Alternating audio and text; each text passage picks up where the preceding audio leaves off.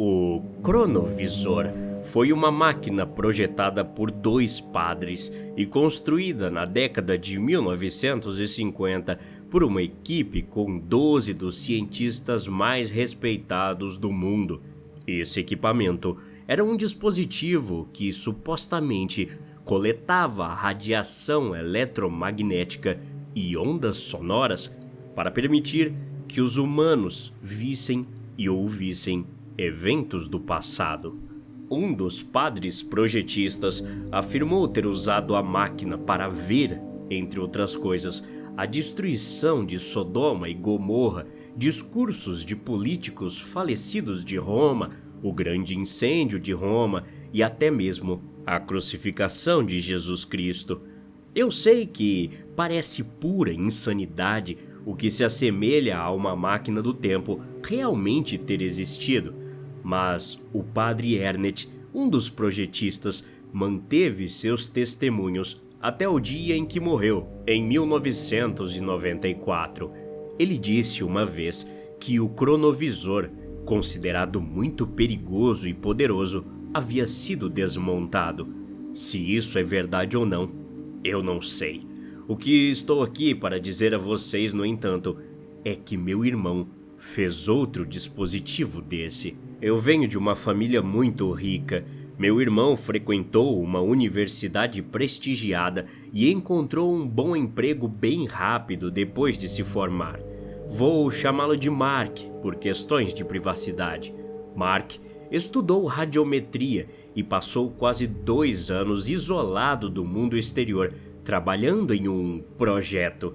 Quando Mark finalmente voltou para casa, minha mãe deu uma festa e convidou toda a família. Mark se divertiu, mas algo parecia diferente nele. Ele era apenas 4 anos mais velho que eu, mas agora parecia muito mais velho. Enquanto ele e eu estávamos sentados na varanda dos fundos, bebendo cerveja, Mark virou seus olhos cansados para mim. Eu podia ver a mesma excitação quando ele me contou sobre a primeira vez que tinha saído com uma menina.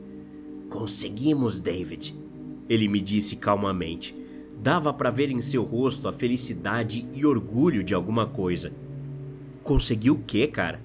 Perguntei, me questionando por um segundo se eu estava prestes a ouvir sobre a tão esperada cura para o câncer. "Temos o mundo inteiro em nossas mãos. Isso já foi feito antes, nos anos 50, o cronovisor. Mas nossa máquina é muito melhor. Nós a chamamos de cronovisor 2.0. Ele disse. "Você vai ter que falar minha língua, cara", respondi. Meu irmão me deu um breve resumo sobre a história do cronovisor. Quando terminou, ele mudou de assunto para o cronovisor 2.0. "Enquanto o cronovisor original só podia voltar alguns milhares de anos, nossa máquina pode voltar milhões. Você consegue imaginar as coisas que seremos capazes de ver? Você sabe o quanto mudaremos a civilização, o mundo, tudo?" Ele disse empolgado. "Estamos procurando voluntários, David. Apenas 2 podem ser escolhidos para testar o cronovisor 2.0. Sou um dos principais pesquisadores do projeto. Eles confiaram em mim quando eu disse que tinha alguém em mente que ficaria mais do que feliz em olhar para o passado. Você é formado em história, certo? Imagina poder ver as coisas que você sempre quis ver." Embora eu tivesse minhas dúvidas sobre todo o conceito dessa máquina, Mark havia despertado meu interesse. Concordei em voar com ele para a China para testar a máquina. Poucos dias depois, fiquei em um vasto saguão, tendo minhas impressões digitais tiradas, meus olhos examinados e minha saúde mental e física testadas. Meu celular foi confiscado ao entrar no prédio. Eu não tinha ideia de que horas eram quando todas as inspeções obrigatórias foram feitas. Fui levado a um elevador que parecia descer muito, muito abaixo na terra. Ao sair do elevador, fui colocado em uma sala muito escura, tão grande que caberiam 2 mansões. Havia pelo menos 200 homens e mulheres movimentando-se por todo o lugar. Alguns deles em jalecos, outros em roupas elegantes. Havia apenas um único holofote vermelho que estava apontado para um palco situado na frente da sala.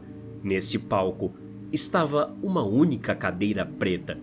Fiquei completamente perdido, imaginando o que deveria fazer a seguir. De repente, ouvi a voz do meu irmão. David, você está aqui!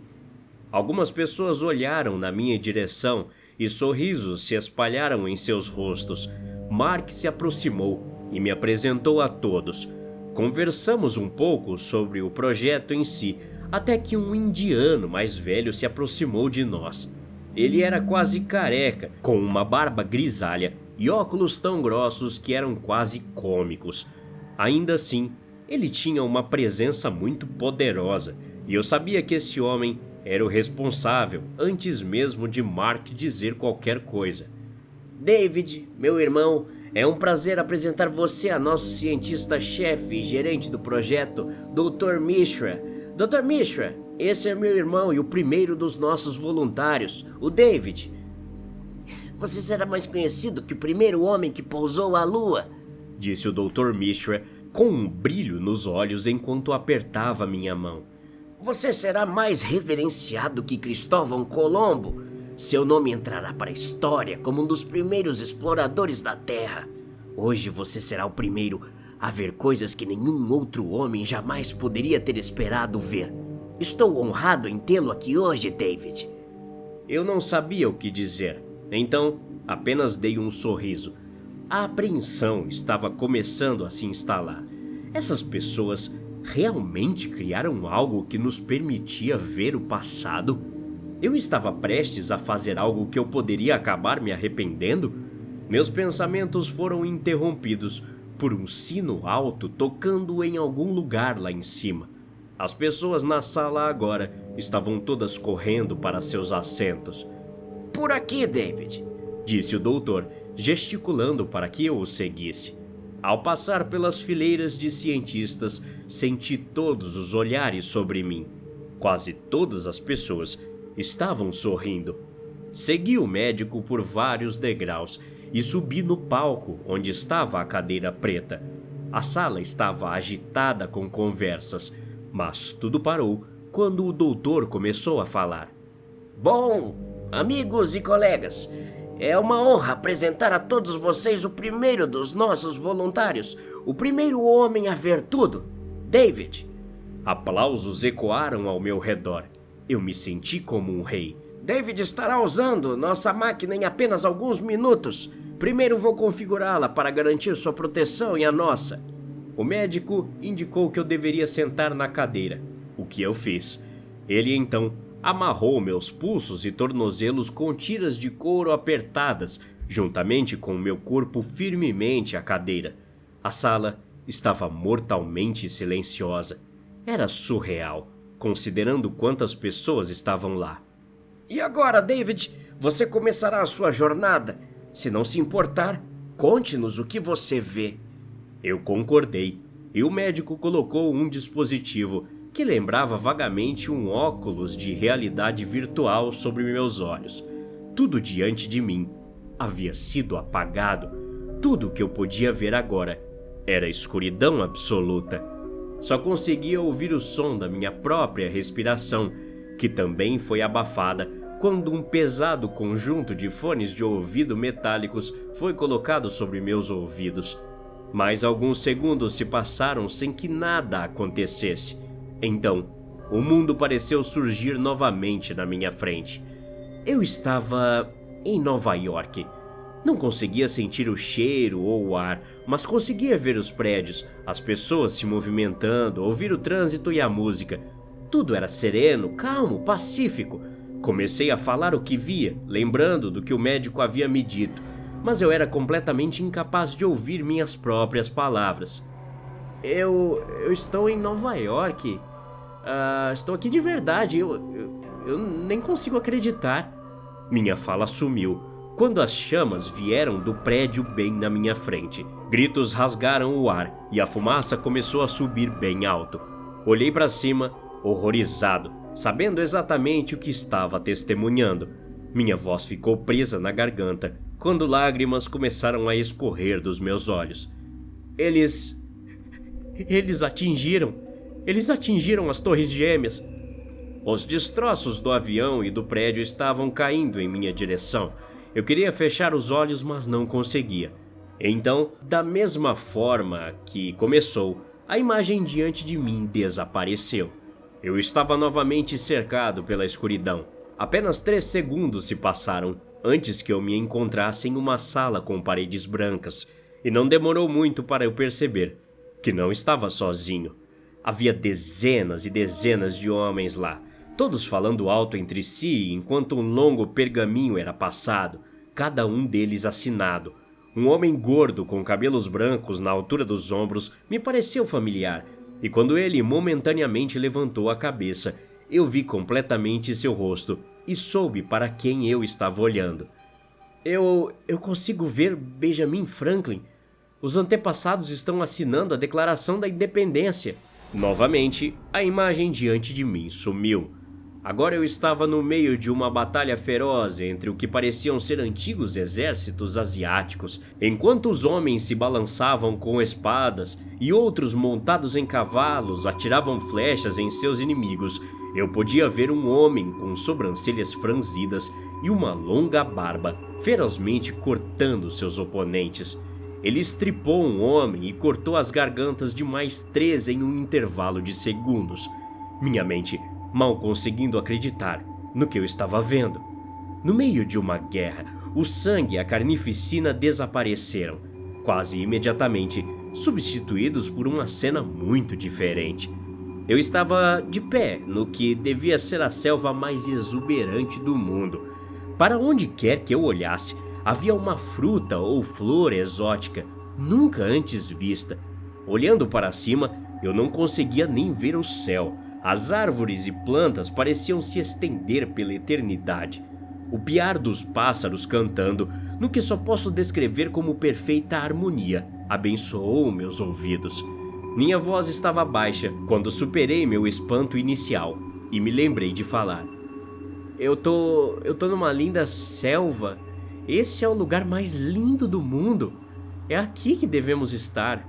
Eu acho que os humanos nunca viram esse lugar. Nunca estiveram nesse lugar. Esse é o paraíso. Eu posso ouvir os animais, eu posso vê-los. Tem frutas, laranjas, uvas, outras que eu nunca vi antes. Não tem pessoas.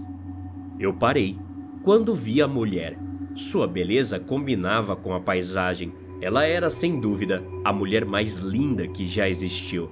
Ela estava completamente nua e eu me vi incapaz de falar. Incapaz de compreender completamente sua essência. Ela estava andando e falando com alguém ou algo em uma língua que nenhum homem vivo saberia entender. Fiquei confuso por um momento. Ela estava sozinha na selva, mas então eu vi. Uma enorme cobra preta, de olhos redondos, estava pendurada em um galho de uma árvore próxima. Ela estava falando a mesma língua que a mulher. E eu podia ver a mulher pegando uma maçã. Não! Eu gritei, e a serpente olhou na minha direção. Quando seus olhos fizeram contato com os meus, tudo ficou preto novamente. Eu não sabia quem eu era. Eu existia mesmo? O que era isso? A próxima coisa que eu soube foi que estava sendo pego na escuridão por uma figura que não estava inteiramente ali. Posso descrevê-lo melhor como um fantasma. Era completamente branco e algo sobre ele me fez querer arrancar o visor do meu rosto. Eu vejo você, garoto, ele disse com uma voz tão profunda que quase mijei. Você não deveria estar aqui, curioso. A próxima coisa que soube foi que eu estava sentado na lama. Olhando ao meu redor, eu podia ver criaturas enormes, parecidas com lagartos, que eu a princípio confundi com possíveis híbridos de elefantes e jacarés ou pássaros. Não, esses eram dinossauros, e eles estavam correndo por aí com medo total e absoluto. Eu olhei para cima e meu queixo caiu, quando vi um buraco enorme no céu acima. Um som como o de uma baleia ampliado por 1000 estava emanando dele. E os dinossauros estavam caindo um por um. A cena mudou mais uma vez, e agora eu estava envolto em fogo e lava. Eu gritei com a intensidade da cena, e agora me vi em um quarto, observando um homem atirar na nuca de uma mulher. Ele se virou, olhando para mim. Suas feições eram desumanas. Agora eu me vi cercado por cinzas, e os gritos e berros de seres humanos em agonia agrediram meus tímpanos. Eu podia ouvir sirenes. Eles estavam jogando bombas. Entre toda a fumaça e morte, estava o ser, a coisa que não era para ser. Ela não podia estar fazendo toda essa maldade com todo mundo. Vou te contar um segredo, garoto. Sussurrou ameaçadoramente aquela coisa. Ela estendeu a mão em minha direção e disse: Eu sou o diabo, me fingindo de Deus. E olha só, todo mundo acredita e sempre acreditarão, porque eu sou o pai da mentira. Deus está morto, eu o matei e agora vocês estão sozinhos. Eu podia sentir isso me agarrando, suas mãos no meu rosto. Não! Arranquei o dispositivo o mais rápido que pude. Olhei ao redor aterrorizado, ainda sem perceber que a realidade havia retornado. Eu estava deitado de costas no chão, ainda amarrado na cadeira, minhas calças encharcadas. O que você viu, David? Perguntou o doutor, olhando para mim com uma mistura de admiração e terror. Eu não quero fazer mais isso. Eu não quero. Me tirem daqui. Falei. Mark desfez minhas amarras. Pulei do palco e corri para o elevador. Ninguém me parou. Eu nem parei no saguão para pegar meu celular. Jurei segredo durante meus testes antes de ser submetido às coisas que vi. Mas eu simplesmente tinha que contar isso. A humanidade se intrometeu em algo que nunca deveríamos ter intrometido. Existe um verdadeiro mal que nenhum homem jamais entenderá completamente. E o pior, todos acreditam que é Deus. Estamos irrevogavelmente condenados. Até a próxima. Obrigado.